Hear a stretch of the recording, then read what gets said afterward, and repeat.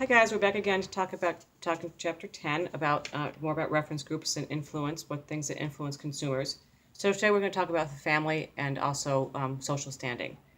And family, as I have mentioned before, is one of the most important influences of on consumers that exist. Okay, so essentially we talk about, the two different reference groups: family, which is family, nuclear family, and extended family, and then social class, which talks about demographics and consumption patterns. We'll talk about that.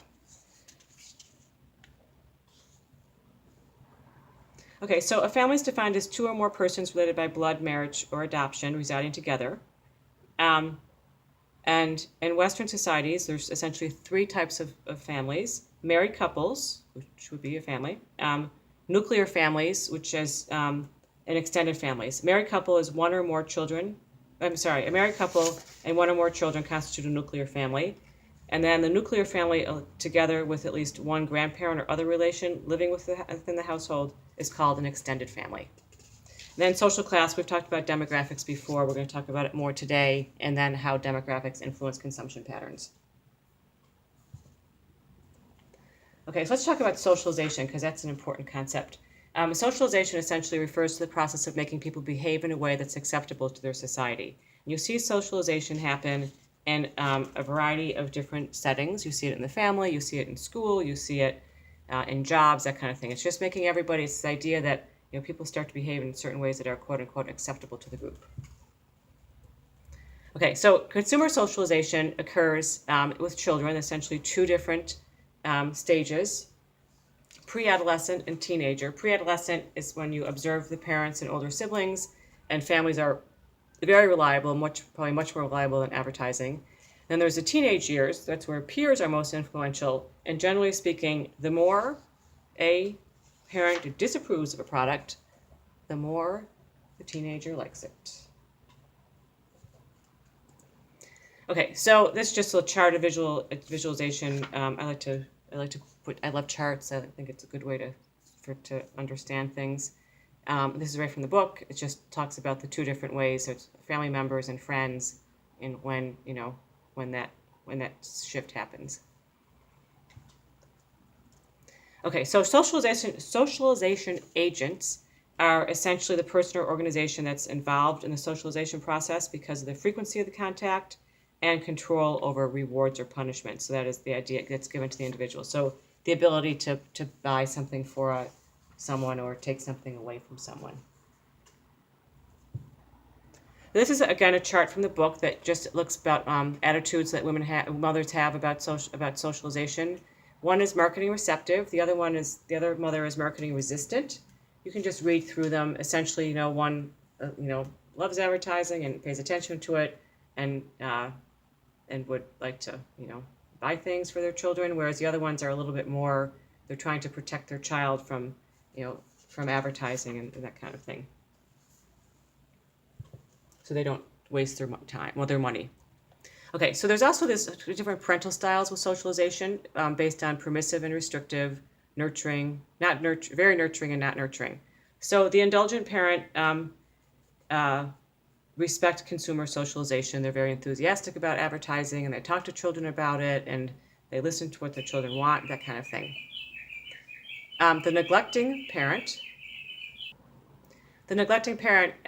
is generally indifferent about advertising, and they may or may not talk to the child, but generally speaking, they'll allow the child to buy what they want. All right, and then we have on the bottom very nurturing and restrictive. That's the authoritative parent. They're very nurturing, but they're restrictive in terms of what children can buy, and they do a lot of research, and they're with their children a lot. They watch television with their children, so they know what they're seeing and that kind of thing. And then finally, there's the authoritarian parent, which is very restrictive and not very nurturing, and they try to shield the child from marketing and don't want to participate in any kind of consumer spending.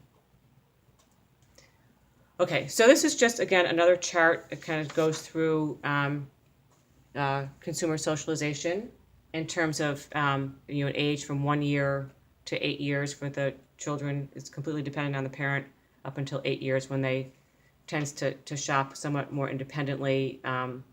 They might go, they're old enough to go into a store by themselves, um, and maybe a smaller store, with the parent watching. But it's the idea from complete dependence to the beginning, just the beginning of independence, just the beginning. Okay, so intergenerational socialization is important. And there are different times when this occurs. So marriage, of course, because you're blending two people from two different families together, and they need to socialize with they go through their own socialization processes in terms of spending habits and that kind of thing.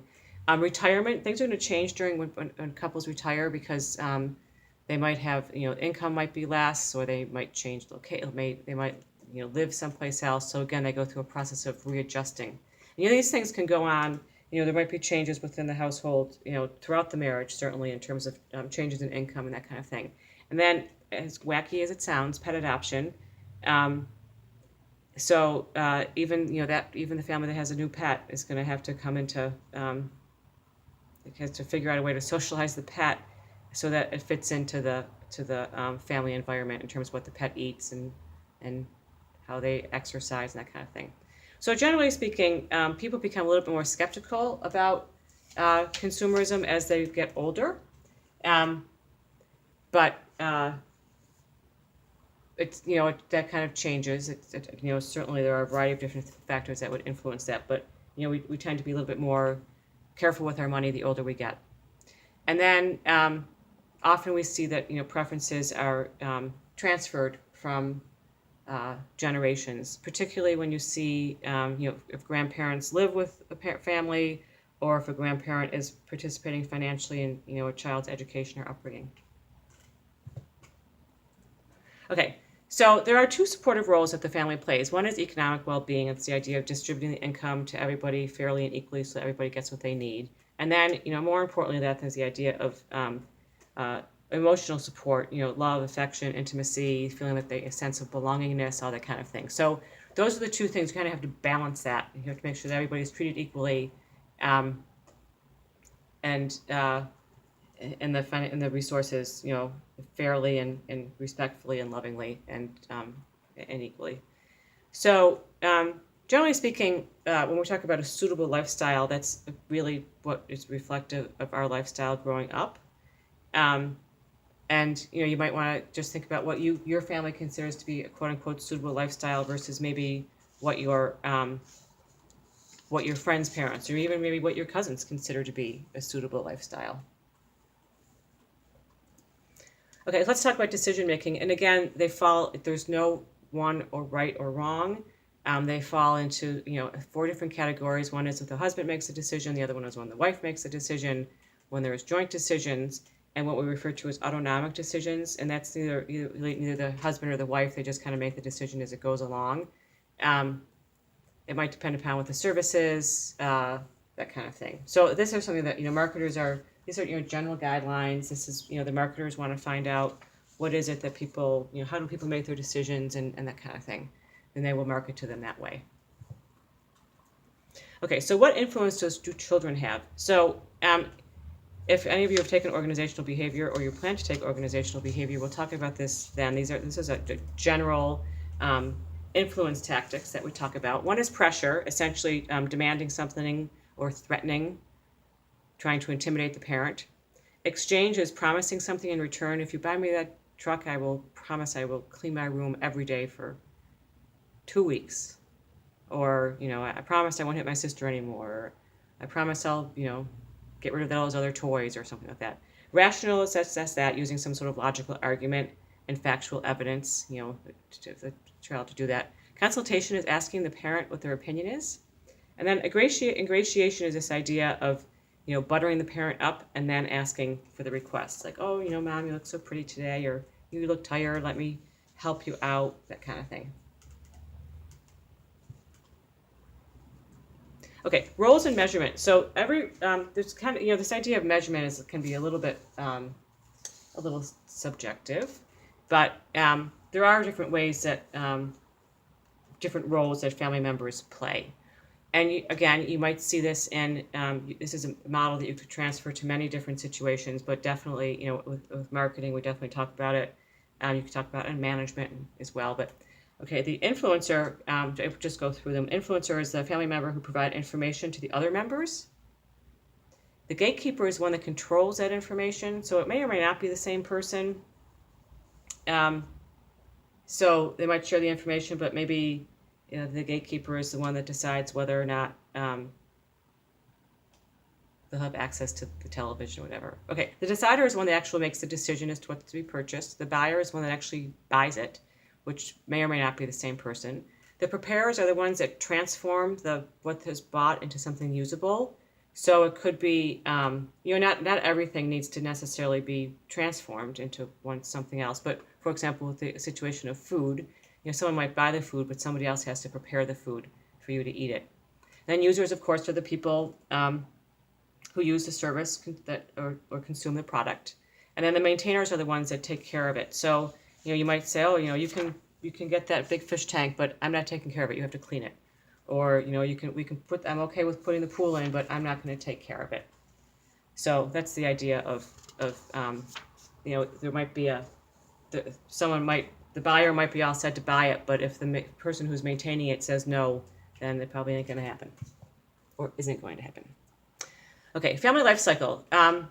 So we look at family life cycle in different ways. It's classified by what the marital status is, the size of your family, the age of the family, employment status, head of household, that kind of thing. But generally speaking, bachelorhood is when someone is just single, usually college educated, has enough to live on their own, move out of their parents' house. So it could be the bachelorhood or bachelorettehood. Honeymooners are when couples first get together and are first married, and maybe they're saving for a house, or maybe they're newly married and they're trying to spend a lot of money or something. Okay, parenthood is when you actually the period where you have children. Post-parenthood is when the children have left the house. And then dissolution is when one family member, one spouse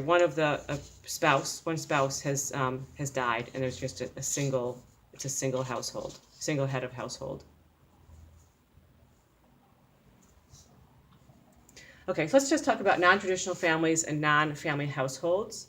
A non-traditional family is defined as family that don't really fit into some kind of family life cycle, maybe for whatever reason. And then non-family households are people that live together but aren't legally married. That's going to be considered a non-family household. Now, certainly that's changed. These are things that have really changed a lot. And are continue to change in our society, but again, ways, we're just looking for ways to understand the consumer and make decisions. That's all the marketer is interested in. So they need to put them in some sort of box. Okay, so we're going to move on from families and talk about social class. So social class, the degree of prestige that a member of one social class have in comparison with members of another social class. So upper, middle, lower. And then social class is stems from status. These two fall together. So status is composed of a variety of different factors that include wealth. That's the amount of assets you have, your home, your savings, your any kind of investment portfolio, that kind of thing. Power is how much influence you have over other people. And then also the amount of esteem that you get from other people. So how much essentially do other people respect you? What's the level of respect that you have from other people? And that could be based on profession, that kind of thing. All right, so essentially how do we measure social class and segment consumers accordingly? So subjective measures consist of asking people to estimate their own social class. So this idea of subjectivity is with bias, objectivity is without bias. So how do people view themselves?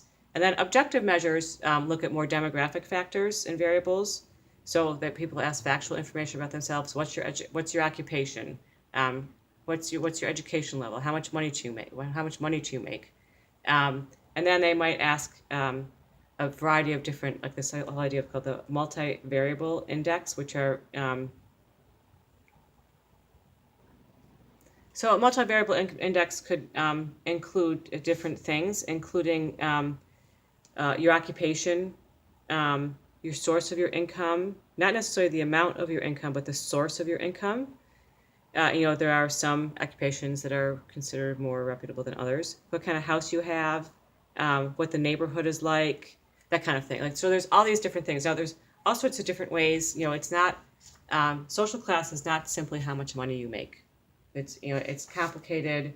There are all sorts of different ways that people measure social class, and we're going to look at a few here. But again, it tends to be a little subjective, and also, let's just look at a reminder again that we're mostly focusing on the United States. So that is a very detailed profile. It's in the book as well. So you see there's upper class, the nouveau riche, and the upper middle class. So upper class tend to have inherited wealth.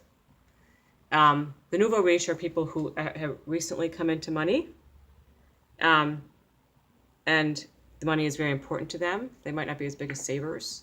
Then there's upper middle class. That, generally speaking, that's professionals fall into that classification. Attorneys, physicians. Now, a physician may have inherited wealth. So you can kind of move back and forth, but there's these are things that, like, as a society we accept. All right, and then there's lower middle class, lower upper class, working poor, and the underclass. So marketers, generally speaking, are interested in, who are marketers interested in? Marketers are interested in people who spend money. So they might not be as interested in the working class or the underclass because they don't have a lot of disposable income, or even the upper lower class that are very frugal with their money. But let's go back here. When we look at, the nouveau riche, they might have as much money, say, as the upper class, but they might spend it differently. Maybe the upper class saves money more, or it depends. And it depends on the influence your family had on you and your peers and all that kind of thing. But just to give you a general idea, and also to make sure you understand that I just want to make sure that make the point that social class has much more to do than just income. Okay, so how do we compare social classes? Essentially by spending patterns, clothing, fashion, shopping, that kind of thing, and then saving, how much they save, how much they spend, and how much they use their credit card, and then we'll talk about media consumption. So again, just because an affluent household has disposable income and they're a target market, it doesn't necessarily mean they're going to spend it. It depends upon how much they're interested in this idea of conspicuous consumption. So, and then also, there might be people who spend a tremendous amount of money, but they're completely, they spend all of their money, they're completely leveraged to the hilt with their credit card, that kind of thing. So that's marketers want to get an idea for what it is that people are looking for, and also where do they get their information? How do they consume media? Where do they get it from television? Do they get it from, specialized magazine, that kind of thing? Okay, and there's geo-demographic segmentation.